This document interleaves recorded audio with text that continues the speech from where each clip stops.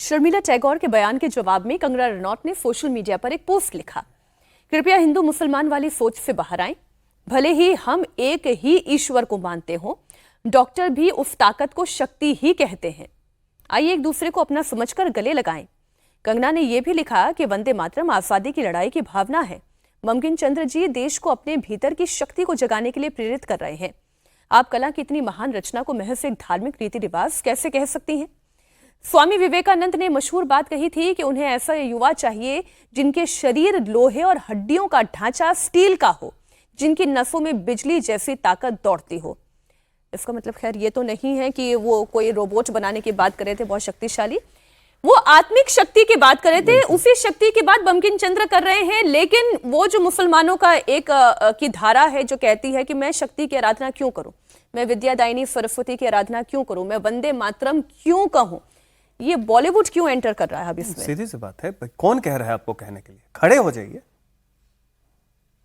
Insult नहीं करने का जो रूल है वो सीधा कर, खड़े हो जाइए चुपचाप। उसमें क्या आपत्ति है? आपको कोई गाने के लिए तो बोल नहीं रहा है, तो आपके पास रास्ता है बचने का। मतलब मंशा ये नहीं है कि उसमें 2 स्टेंजा 3 मंशा वहां पे सीधी ये है कि कोई भी ऐसा नेशनल सॉन्ग जो उनके रिलीजियस आइडेंटिटी के ऊपर है उसको वो नहीं, मतलब रिलीजियस आइडेंटिटी उनकी कॉन्स्टिट्यूशनल आइडेंटिटी के ऊपर है, सुप्रीम है। तो ये बात वो ये नहीं कह रही है। वो कुछ कम्युनिटीज हैं, आप कहिए ना वो कि मुस्लिम्स है, क्रिश्चियंस ग्रुप के थ्रू तो हमने नहीं देखा है, ना जैन ना पारसी कोई कह रहा है, कहीं से नहीं देखा है। और सवाल है कि ये कोई अभी कंट्रोवर्सी हुई नहीं है, ये तो केवल जब वंदे मातरम था, जो अजीत जी बोले कि वंदे मातरम से दिक्कत है, ये तो एक बहाना है कि तीसरा स्ट्रेंजा 2 स्ट्रेंजास आर वेरी गुड। तो उसके पहले इन्होंने ओवैसी साहब को और देवबंद को क्यों नहीं हिदायत दी थी कि बहुत अच्छा आप लोगों को मानना चाहिए? इनकी तो अपील भी थोड़ी सुनी जाती, उस समय चुप रही।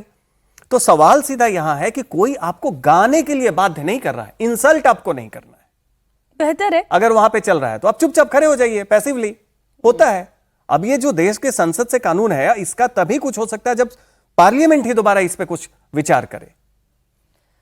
ये एक ऐसे मंथन का विषय है, इसलिए मैंने आप लोगों से ये पूछा भी कि मुझे बड़ी हैरानी होती है। 37 से 47 तक की परिस्थितियां बहुत अलग थी, लेकिन अब हम 80 साल आगे आ चुके हैं। अगर आज भी उसी मानसिक बेड़ियों के जकड़ में हम हैं तो हम क्यों हैं?